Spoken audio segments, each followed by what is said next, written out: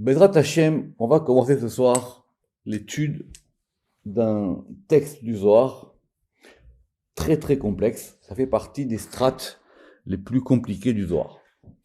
Alors, on va prendre notre temps et on va essayer d'expliquer point par point. S'il y a des questions, vous pourrez les poser après, soit sur le groupe, soit dans les commentaires. Vous savez que dans le Zohar, il y a plusieurs parties. On parle ici du Zohar sur la Torah. Il y a plusieurs parties. Et il y a des textes qui se détachent comme étant des textes à part. C'est-à-dire qu'il y a un début et une fin.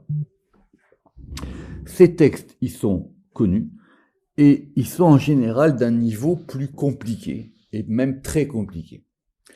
D'abord parce qu'ils ont un style différent.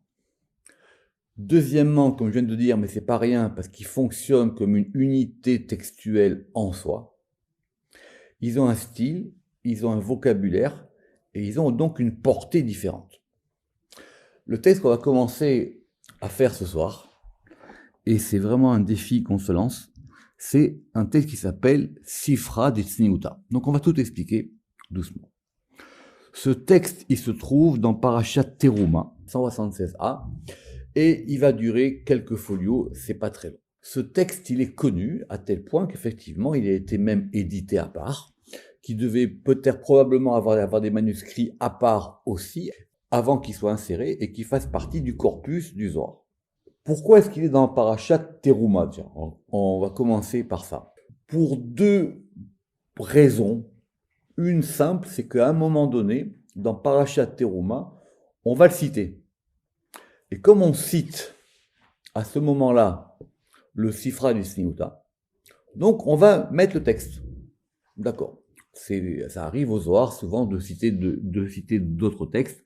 Et il y a même toute une littérature et toute une bibliothèque des livres que le Zohar cite, même si tous ces livres, on ne les connaît pas. Donc, il est inséré dans Parashat Teruma. D'après la tradition, c'est le livre de Kabbale qu'a écrit Yaakov. Vous savez que les patriarches ou les grands personnages, ils ont chacun écrit des livres de Kabbale. On avait parlé du livre d'Adam Arishon, on avait parlé du livre d'Abraham Avinu qui est le Sefer Yetzira, et Yaakov, il aurait écrit le Sifra des Tzniuta. Maintenant, c'est un texte très très complexe. D'abord parce qu'il y a plusieurs versions, évidemment. Plus les textes sont anciens, plus il y a diverses versions. Ici, il y a du vocabulaire très particulier. Et surtout, ce qu'on va voir maintenant, c'est un texte qui est très ramassé. Qui ressemble un peu à la Mishnah. C'est-à-dire c'est un peu comme Sefer Yetzira, c'est-à-dire ce sont des paragraphes très courts, très ramassés, et où le sens est pas facile. Alors, il est structuré en 5 chapitres. Évidemment, tout ça a une importance. 5 chapitres, on va expliquer pourquoi, qui correspondent aux 5 chapitres de la Torah. En gros, c'est la Torah du Sod. C'est la Torah de la Kabbale. Évidemment, il a été commenté, recommandé, il y a des exégètes sur toutes les générations, jusqu'à récemment, la fameuse explication ou le pirouge du Gaon de Vilna, c'est le plus connu dans les temps modernes, mais il y a eu évidemment avant, et après aussi, d'autres grandes explications de ce texte. La grande difficulté, c'est que quand on a un texte, qu'on va dire qui est ésotérique, il est même sibyllin, il est même énigmatique, il est même, des fois, on comprend même pas les phrases, qu'est-ce qu'on en fait? Alors, vous pouvez évidemment, comme tout le monde fait, on avait déjà fait un cours sur Sifra des Tzniuta il y a une quinzaine d'années quand on était à la synagogue du 25 rue des Rosiers. On peut faire le tour des commentaires. Et donc, on va ouvrir des livres et des livres et des livres et des livres et des livres, et on va dire, lui, il a dit ça, lui, il a dit ça, lui, il a dit ça, lui, il a dit ça, lui, il a dit ça, lui, il a dit ça. Mais, vous voyez bien que le Zohar, il veut nous indiquer quelque chose. Il veut bien nous indiquer une lumière, il veut nous indiquer un chemin, une direction. Donc, si on se perd dans les commentaires et les interprétations, c'est vrai qu'on se pensera toujours plus savant, mais on n'aura pas avancé. Donc le travail des commentaires sur le Sifra des Tzniuta, vous pourrez en trouver et il faut le faire. Il faut le faire au moins une fois. Il faut avoir lu le Pirouche du Gaon, il faut avoir lu au moins quelques Pirouchim attribués, on en reparlera au Harizal, etc. Maintenant, Évidemment, tout est pensé, il y a une raison à tout. Pourquoi ce texte, il est si, c'est ce qu'on va voir aujourd'hui, pourquoi ce texte, il est si ramassé, pourquoi ce texte, il est si dense. Mais revenons sur la notion d'exégèse dans le Zohar en général et dans le Sifra des Sinimuta en particulier. Quand on a un texte qu'on ne comprend pas, même une phrase qu'on n'arrive pas à comprendre, quand bien même on a la bonne version, quand bien même on arrive à avoir le bon vocabulaire, comment on va faire pour l'interpréter?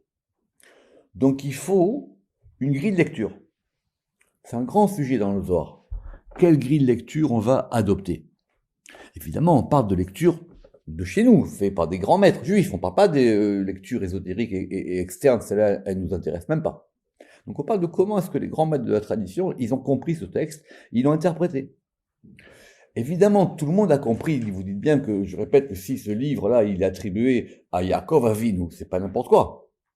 Et que si Yaakov Avinu, il a écrit un livre de Kabbale, bien que ce soit d'après la tradition, tout ce qu'on veut, mais en tout cas qu'il ait cette telle intensité, c'est évidemment que chaque mot il est pesé, qu'évidemment on va pas le lire. Donc on va le lire, le relire, le méditer, y penser, y réfléchir, et voire même le méditer. C'est un texte médité. Plus les textes sont courts, plus il faut les méditer. Plus c'est écrit comme, on va dire, comme des phrases courtes, des phrases énigmatiques. Donc ça veut dire que le soir, il veut qu'on médite ça.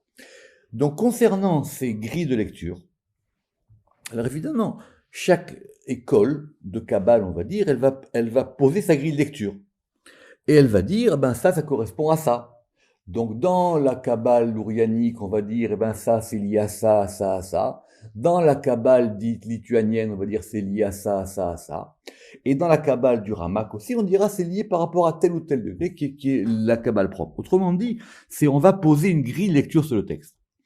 Ce qu'on va essayer de faire, nous, c'est d'abord de lire le texte.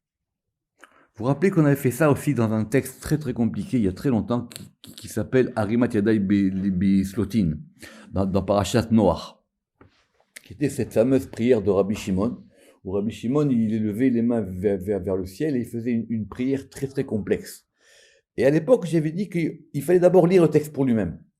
Et on lit le texte et on essaie maintenant de rentrer dans le texte. Les grilles d'interprétation, je vous répète, vous pourrez en trouver autant que vous voulez. Vous n'avez pas besoin de moi pour ça. Il suffit simplement de comprendre l'hébreu ou l'anglais si vous voulez. Et vous pourrez. De même pour les traductions. Le Sifra des Sinimuta, il a déjà été traduit.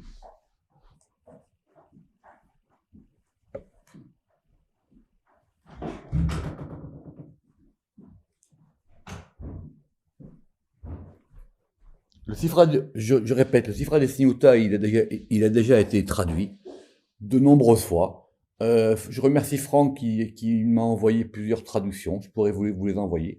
Donc vous comparerez. Mais vous verrez bien que les traducteurs, déjà, ils ont du mal à comprendre. Et donc ils brodent autour du texte. Ils brodent et puis ils essayent d'expliquer.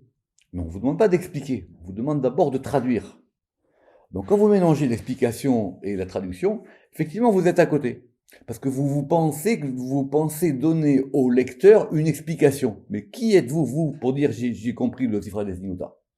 Alors vous allez dire oui, peut-être il a dit comme ça ou comme ça ou comme ça. Donc on va prendre notre temps, si Dieu veut. C'est un cours qui va nous prendre plusieurs semaines, voire plusieurs mois, pour ce texte-là. Donc ce texte-là, effectivement, il faut bien faire attention à le commencer au bon endroit. Et déjà le titre. Donc Sifra, c'est un livre. D'accord? C'est Sefer. Dit Tzniuta, évidemment, tout le monde a compris ce mot de Tzniut. Ça veut dire quoi la Tzniut? La Tzniut, c'est pas au sens moderne. La Tzniut, c'est le fait de cacher quelque chose. C'est le fait qu'une chose, elle soit discrète, ou elle soit cachée, ou elle soit enfouie. Donc c'est pour ça qu'on a traduit le Sifra des Sinimuta comme étant le livre de l'occulte. Alors l'occulte, c'est un peu trop grandiloquent pour moi. Moi j'ai traduit, et on verra pourquoi, par le temps le livre des choses cachées. Et effectivement, dans ce livre, tout est caché. Donc, juste avant la première phrase du Sifra des Sinimuta, je vous dis dans Parashat Teruma, là-bas le Zohar il cite Sifra des Sinimuta. Et donc du coup, c'est pour ça qu'il y a la transition parfaite pour pouvoir maintenant commencer à étudier. Et donc le Zohar pose la question, Man sniuta desifra. C'est intéressant parce que on a renversé la phrase. Le Ramak, évidemment, le remarque tout de suite. Parce qu'il dit que des fois, on appelle ce livre Tsniuta des Sifra, et des fois, on l'appelle Sifra des Tsniuta. C'est-à-dire, des fois, on dit que c'est le caché qui est dans le livre, ou l'occulte. Le Ramak, il dit que c'est Na'elam, que c'est caché, c'est enfoui. Et il dit que c'est Mutzna. Mutzna, en hébreu, ça veut dire aussi que c'est quelque chose qu'on a mis dans une cache. C'est-à-dire qu'on l'a dissimulé. D'accord? Donc, Man Sniuta des Sifra, c'est quoi le cachet du livre? C'est quoi, qu'est-ce qui est caché dans ce livre? Amar Rabbi Shimon. Rabbi Shimon, il a dit. Donc, effectivement, quand on a des textes comme ça, c'est directement l'interlocuteur qu'on a, c'est Rabbi Shimon de Yochai.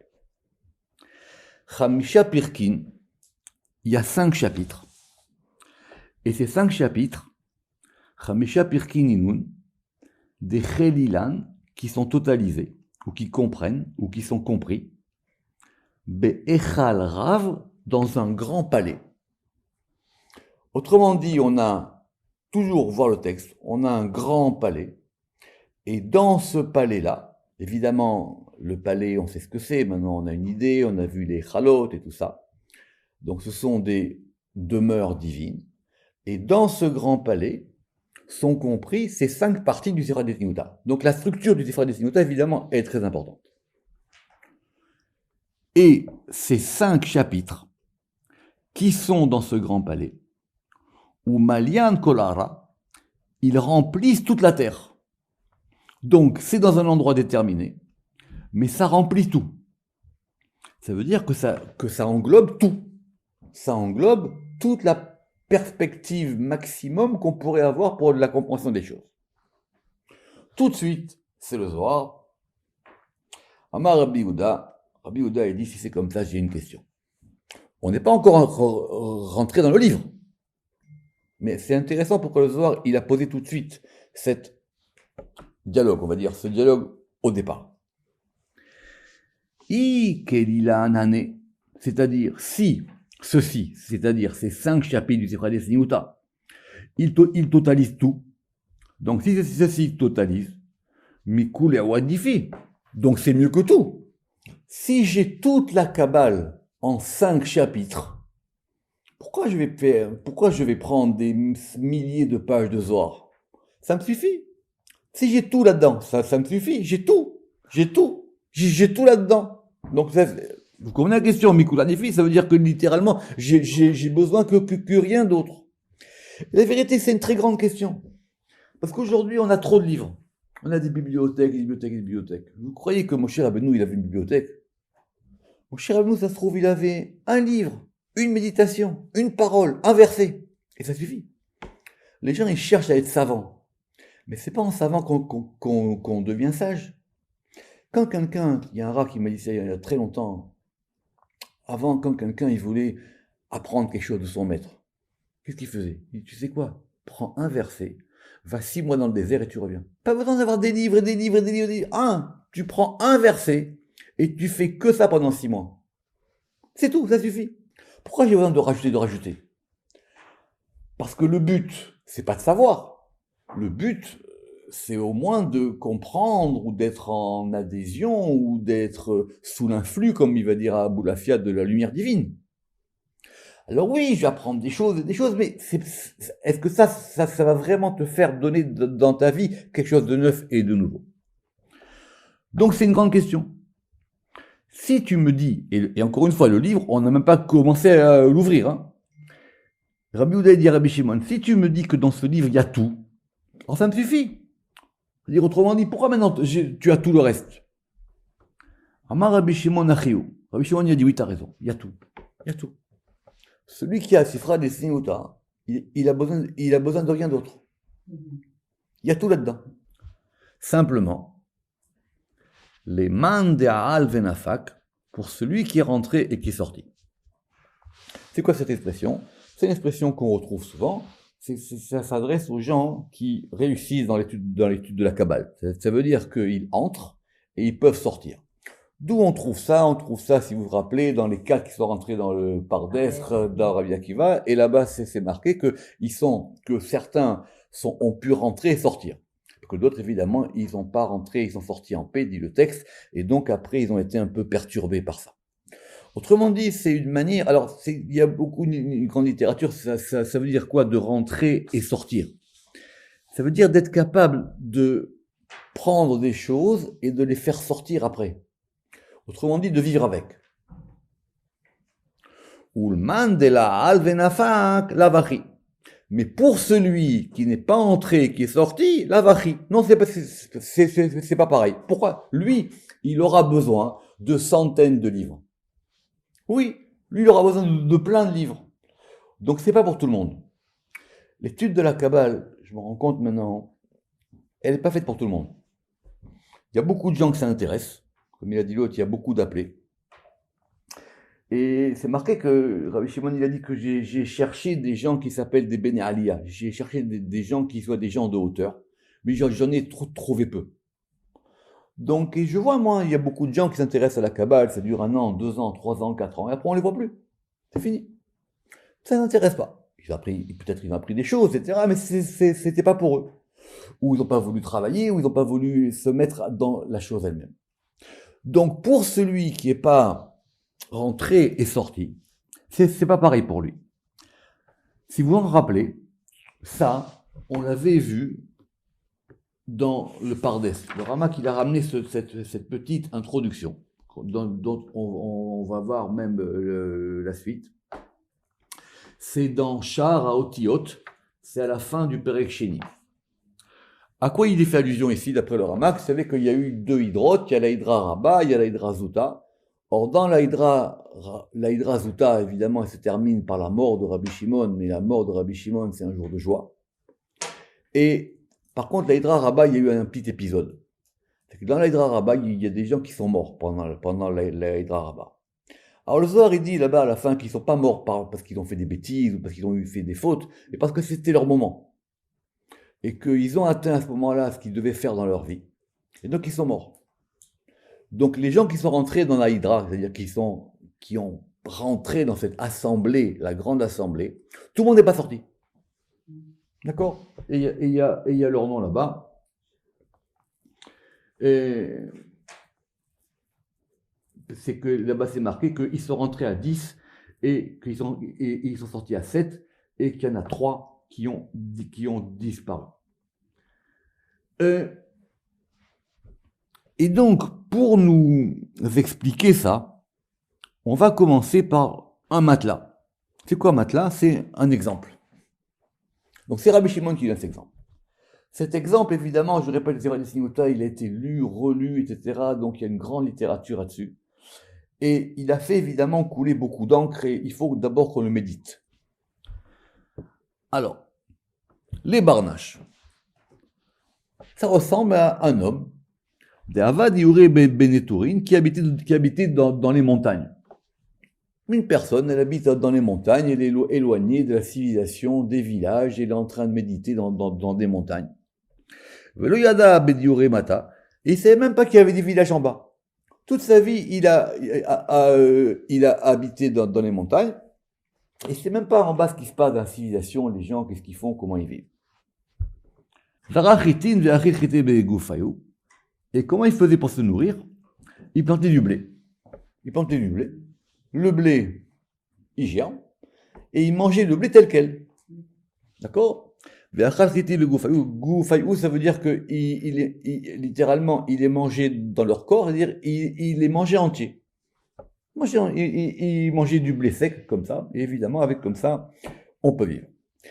Évidemment, le blé, c'est la Torah. Évidemment, il y a marqué En Kemar En Torah, que d'après certains avis, le blé, c'est l'arbre de vie, ou l'arbre de la connaissance du bien et du mal. C'est pour ça qu'on peut faire kidouche sur le motzi. Bon, c'est un grand sujet, le blé. Yom Achad Alemata. Et un jour, il est sorti de chez lui.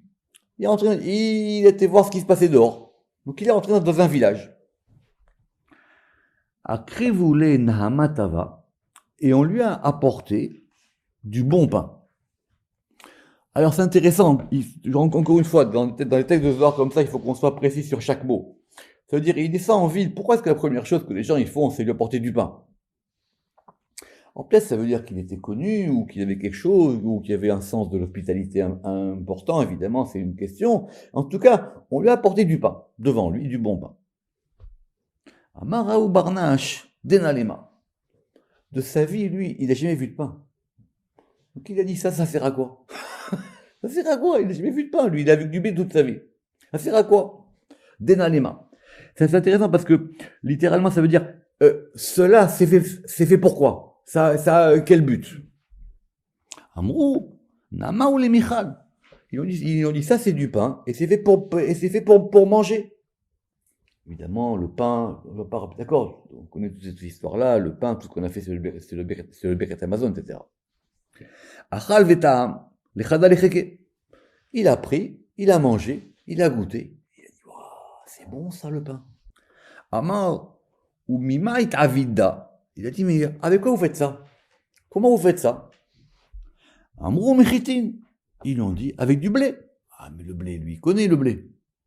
Avec du blé, on peut faire du pain. Il sait même pas ça. Les bâtards akrivou, les grissines, les lichines, bébé mishra. Alors, il y a des petits mots aramais un petit peu compliqués. Après, on lui a apporté, grissines, c'est un peu comme des gâteaux. Des lichines, ça veut dire qu'ils sont pétris. C'est des gâteaux qu'on a pétris avec de l'huile. Oui, c'est ça. Et tout à fait. Non, excusez-moi. C'est d'abord de l'huile. C'est d'abord pétri à l'huile. Excusez-moi. Donc c'est pétri à l'huile. Ta'aminayou, il en a mangé. Ah, il dit, mais ça, c'est fait avec quoi? Alors il dit, mais c'est fait aussi avec du blé. Amrou mechitin. Les bâtards. Et après, akrivou les trikrin mlachin delishin bedouv shavu mishra. Et après, on lui a apporté, alors c'est traduit comme étant des pâtisseries, ou en tout cas des mets un peu particuliers cuits, qui eux ont été pétris avec et du miel et de l'huile. Alors évidemment, vous savez tous que Mishra c'est l'huile c'est Chorma, le miel c'est la Torah, donc on peut toujours donner de bonnes explications là-dessus. Amar veilid memaitavdu. Il a dit mais ça c'est fait avec quoi? Ils ont dit mais c'est fait aussi avec du blé. Amrou Mechitin. Alors certains ont voulu dire, mais déjà on avait compris la première fois, pourquoi le Zohar il nous donne 3 exemples? D'accord? Le Zohar il nous donne 3 exemples. Il a dit, si vous reprenez, il a dit le pain, les gâteaux à l'huile, et les gâteaux à l'huile et au miel. Mima et Avdou. Amrou Mechitin. C'est fait avec du blé. Donc évidemment, vous avez compris, il se rend compte qu'avec le blé que lui mangeait, on peut faire des tas de choses auxquelles il n'avait jamais pensé. J'ai pensé. Est-ce que lui, il a pensé qu'on peut prendre le blé, on peut le moudre, on peut le faire cuire, on peut rajouter de l'huile, on peut rajouter du miel, on peut mettre d'autres choses, des herbes, tout ce qu'on veut, pour pouvoir faire plein de choses. Mais l'ingrédient principal, c'est le même. Amar, il a dit, Vadai Ana, Mare ou Malka de Cholilin. Donc il y a 2 versions. La version la plus ancienne, celle du Ramak, il dit alors assurément, moi je suis le roi de tout ça, Malka. C'est moi le roi. Autrement dit, si vous n'avez pas de blé, vous ne pourrez jamais faire ni votre pain, ni niveau gâteau, niveau beignet. L'autre version, entre parenthèses, qui est la version moderne, c'est Maré. Mais Malka, c'est plus fort. Malka, ça veut dire c'est moi qui domine tout ça. Je suis le patron de tout ça. Deana. Achilikara de cholilin de yuchita. Parce que moi, je mange l'essentiel de tout ça, qui est le chita, qui est le blé. Donc moi, j'ai accès à la matière première. Donc c'est moi le patron. Fin de l'exemple.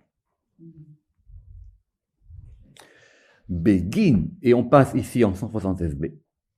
Begin udata midune alma lo yada vitave domine.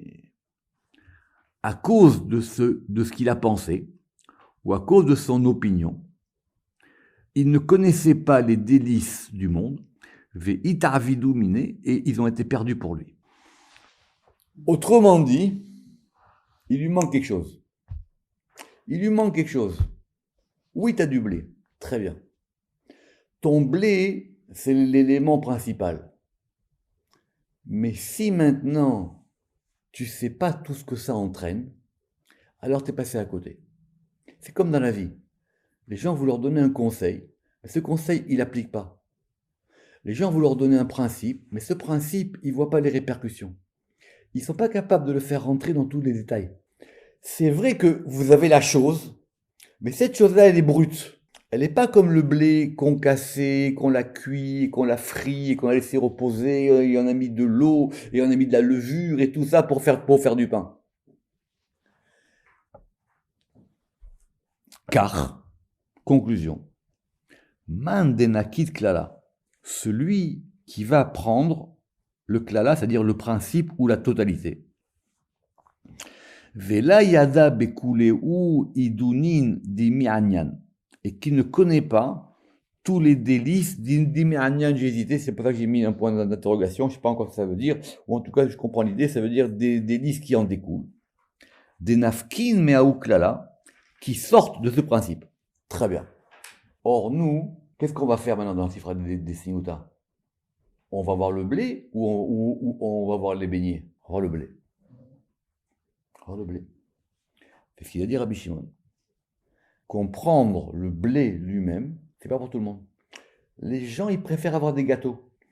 Donc, s'attaquer au blé lui-même, c'est pour ça que le machal ici, il marche à l'envers. C'est ça. Le machal, l'exemple, il marche à l'envers. Ça veut dire, si toi, tu vas pas savoir de ces enseignements qui maintenant vont arriver dans ces phrases des Siniuta, et que tu sais pas quoi en faire, et que tu sais pas qu'avec ça on peut faire et du pain, et des gâteaux, et de la pizza, et tout ce que tu veux, et des beignets, ne rentre pas là-bas. Ne rentre pas là-bas. Ne rentre pas là-bas. C'est pas pour toi. C'est pas pour toi.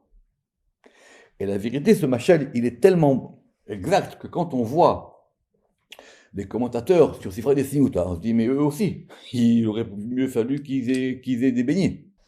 Donc c'est pas facile. C'est pas facile parce que du coup, c'est quelque part, évidemment, on veut nous décourager ou on veut nous mettre en garde avant de rentrer dans le livre. C'est pas facile. Et parce qu'effectivement, si on n'est pas capable, quand on a un enseignement haut, de prendre cet enseignement et de le faire découler dans toutes ses ramifications, de comprendre comment il marche, c'est pas la peine.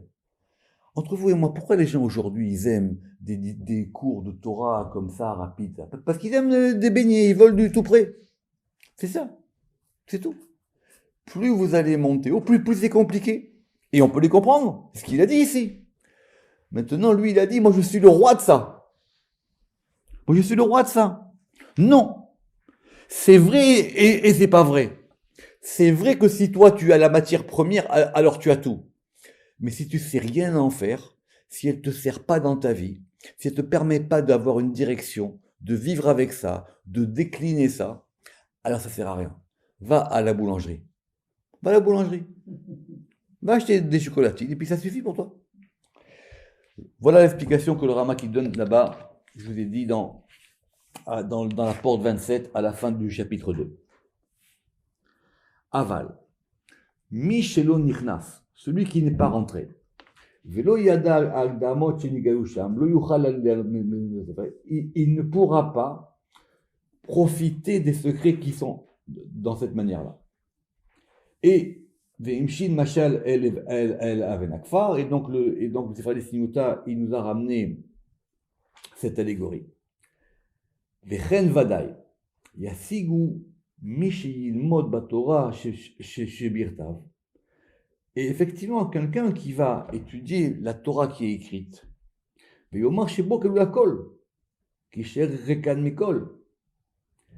et quelqu'un qui va dire, moi, j'ai la Torah, ça me suffit. Ou moi, j'ai la Lacha, ça me suffit. Alors il pense qu'il a tout compris. Il dit, ça ressemble à ce paysan-là. Velachen, ikar hashlimut be'askalat Torah shebirtav. pour pouvoir parfaire la compréhension de la Torah qui est écrite, il faut la Torah chez Béal Pé. Et c'est comme ça que le Ramak il expliquait de la Torah des Otiyot.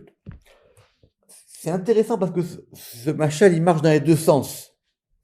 Ça veut dire, il faut se concentrer sur quoi alors? Sur le blé ou sur les beignets?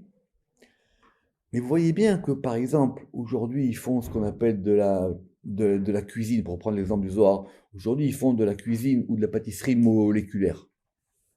Plus une personne, elle va connaître le blé, plus il pourra en faire de choses. Plus il pourra le décliner. Quelqu'un, par exemple, qui maîtrise la fermentation. Quelqu'un, par exemple, qui va maîtriser la manière dont on coupe le blé. Vous voyez bien la différence qu'il y a entre le blé, la farine et le couscous. C'est quoi? C'est la manière dont on va moudre.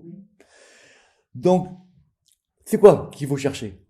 La compréhension du blé ou la compréhension de tout ce qu'on peut en faire? C'est une grande question. Béhémet, c'est les deux. Mais Rabbi Shimon, il a dit ici, c'est pour ça que ça ne marche pas pour tout le monde.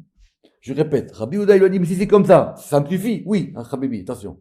Je veux bien te donner, moi, 1 kilo de blé. Mais si tu ne sais pas quoi en faire, c'est pas la peine. Parce que si tu as 1 kilo de blé et que tu sais quoi en faire, alors effectivement, tu n'as besoin que du livre des Sigouta. Tu n'as besoin que de ton sac de blé. Tu n'as pas besoin maintenant d'avoir 2000 pages de Zohar. Pourquoi? Parce que ce kilo de blé, il t'amènera à 10 000 pages de Zohar. Pas à 1000, à 10 000 pages de Zohar. Et nous, c'est un grand problème qu'on a dans l'étude. Comment est-ce qu'on fonctionne? Alors, on va juste commencer le début. Mais, encore une fois, il faut prendre notre temps et il faut bien réfléchir à cette introduction du Sifra des Sinouta. Alors, Pirka Kadma. Donc, je répète, le Sifra des Sinouta, c'est très bien organisé. Il y a 5 chapitres. On va les faire dans l'ordre. 1, 2, 3, 4, 5. Et si on va d'après ce qu'on a dit, ça correspond à Bereshit. Ça correspond à la création du monde. Alors, je répète, et il faut que je répète, on va avoir des phrases très courtes, très sibyllines. Des fois, on aura même l'impression qu'elles sont mal construites. Et on aura besoin effectivement de savoir où est-ce qu'on va même les ponctuer. Pour où est-ce qu'on met la virgule, où est-ce qu'on met le point, pour pouvoir s'en sortir. Tana. On a enseigné. Sifra des Sniuta. C'est quoi Sifra des Sniuta? Sifra des Shakil Bematkela. C'est un livre qui va peser avec une balance. Le principe même de Sifra des Sniuta, c'est de peser les choses dans une balance. C'est-à-dire quoi quand on pèse les choses dans une balance? Ça veut dire quoi? Ça veut dire que maintenant on va les équilibrer. C'est-à-dire que maintenant on va placer les choses à droite ou à gauche. Le Rama qui dit c'est le principe des deux haies. Vous savez que les deux haies ils correspondent aux deux plateaux de la balance, on l'a vu plusieurs fois. Le yud il correspond à quoi? C'est que le yud, à quoi correspond le yud? Le yud il correspond à ce qu'on appelle, je sais pas, il y a un mot en français, la pointe qui est au-dessus de la balance, et le vav, le vav c'est l'intermédiaire. Donc on a un shem yud kevavke dans la balance. Donc c'est le livre qui permet de balancer les choses, d'équilibrer les choses. Des ad, des la ava matkela. Parce qu'avant qu'il y ait une balance. Tu veux dire quoi avant qu'il y ait une balance? Il y a un temps avant et il y a un temps après. Oui. Il y a un temps avant et il y a un temps après. Tu veux dire quoi il y a un temps avant et un temps après? Il y a un temps avant et il y a un temps après, même dans les mondes d'en haut. Même dans les mondes d'en haut, il y a une différence entre avant que les choses soient pesées et après qu'elles soient pesées. Là, à vous, Mashgichin apin be'anpin, et ils ne se regardaient pas face à face. Qui c'est ils? On ne sait pas. Mais tant qu'on n'a pas mis les choses en balance, alors on ne peut pas se voir face à face. Pourquoi c'est intéressant ou c'est important de se voir face à face? Dans la vie, on n'est pas toujours face à face. Adam Arishon, quand il a été créé, avec sa femme, ils étaient dos à dos. Après, on les a séparés et ils sont revenus face à face. Donc apparemment, l'équilibre, il est là pour établir des éléments distincts, et qui fait que ces éléments distincts, maintenant, ils peuvent se regarder. Ou Malchin Kadma'in Mitu. Et les premiers rois sont morts. Veziunehun la ishtakeru. Alors, Ziunehun, soit c'est leurs armes, soit c'est leurs éclats. Lo ishtakaru. Les éclats et les armes de qui? Des rois. Ve'ar'a idbatelat. Et la terre, elle était annulée. Donc on a une période avant et une période après. Sur ça, encore une fois, les commentateurs ils vont commencer à comprendre. Certains vont dire, c'est avec le Midrash il raconte qu'avant que Dieu il a créé le monde, il a créé des mondes, il a détruit, ça manque pas de textes là-dessus, qu'on a expliqué qu'il y avait une période de Tohu Vavohu, et qu'après de Tohu Vavohu, qu'après la terre elle s'est organisée. En tout cas, on veut nous décrire une période avant et une période après. On va juste s'intéresser à cette notion-là de Malchin Kadma'in Mitu. Les premiers rois sont morts. Et ça fait allusion, d'après le Zohar lui-même. Les gens ils pensent que c'est du Harizal. C'est faux, c'est du Zohar. À un passage qui est dans Parashat Vaishlach, à la fin de Parashat Vaishlach. Qu'est-ce qui se passe à la fin de Parashat Vaishlach? C'est au chapitre 36, et c'est du verset 31 au verset 39. Parashat Vaishlach, si vous en souvenez, Yaakov et Esav, ils vont se réconcilier, on va dire, et Yaakov, il va prendre sa part, et Esav, il va prendre sa part, et à la fin de la paracha, on a fait là-bas les généalogies de Yaakov et d'Esav. Il y a un passage énigmatique, ou en tout cas, que la Kabbale a mis en exergue, et le Sefer HaZohar. Comment il s'appelle ce passage? Il est connu, c'est le passage qui s'appelle la mort des rois. Et plus exactement, il s'appelle le passage décrit d'après le Zohar de la Shvirat HaKelim. Ça aura une grande incidence dans la Kabbale du Harizal, mais la source c'est dans le Zohar. Dans la Hidra Zuta et dans d'autres textes, le Zohar dit que tout vient de là. Qu'est-ce qui se passe? Et on va lire ça une fois. Et c'est un texte très compliqué. Donc c'est la Torah elle-même. Et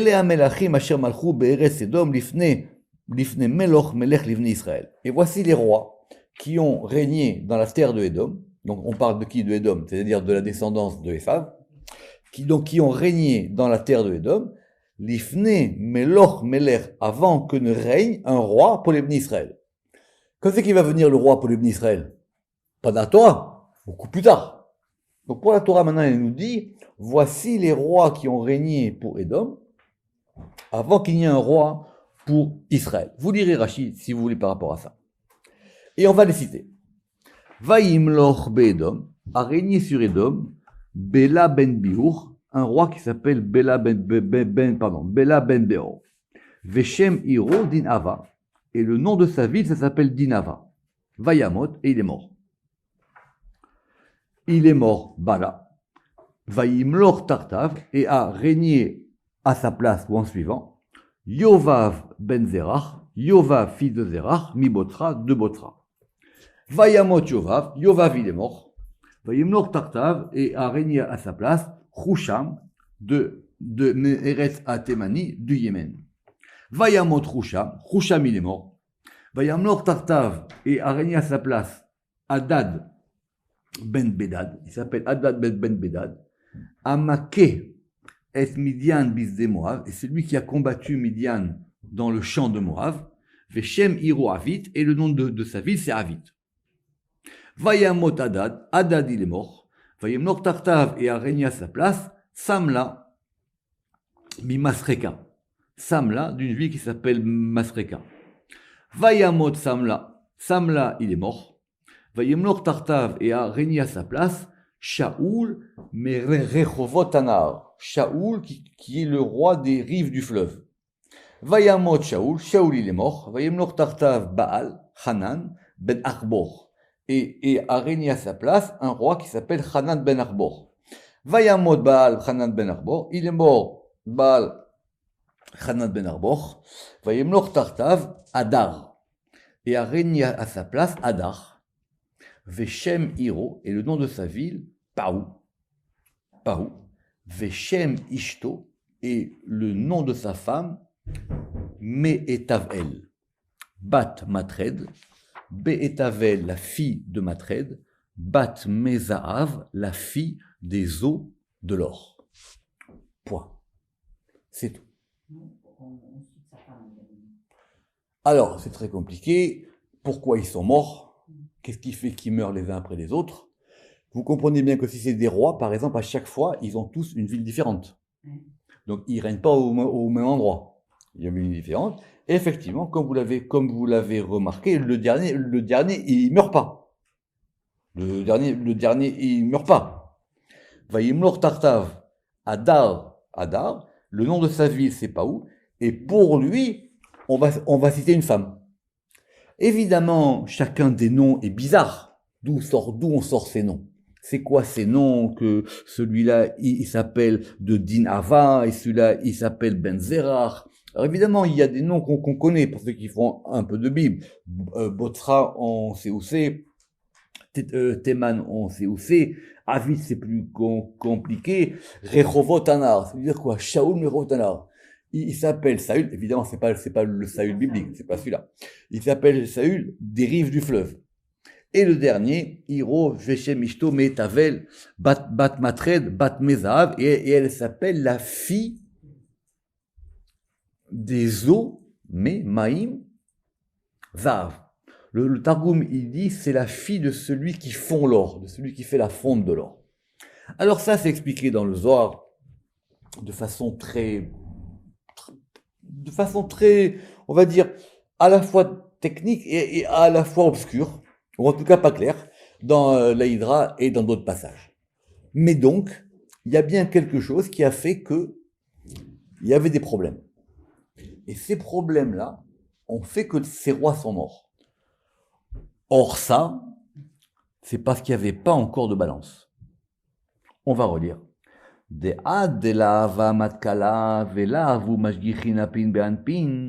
Parce que tant qu'il n'y avait pas de balance et qu'ils ne se regardaient pas face à face, et donc les premiers rois sont morts. Et ça veut dire quoi? Et leurs éclats ou leurs armes ne se trouvaient pas. Alors d'après le Pshat toujours, ça veut dire les éclats, ça veut dire que c'était des rois sans panache, on va dire. C'était des rois qui n'avaient pas d'aura, qui n'avaient pas de lumière autour d'eux, ou c'était des rois qui n'étaient pas armés. Que l'arme d'un roi, c'est qui fait sa grandeur. Ve'ar'a idbatelat, et la terre était annulée. On reprendra ça la prochaine fois, si Dieu veut. Baruch Adonai Le'olam, Amen ve'Amen.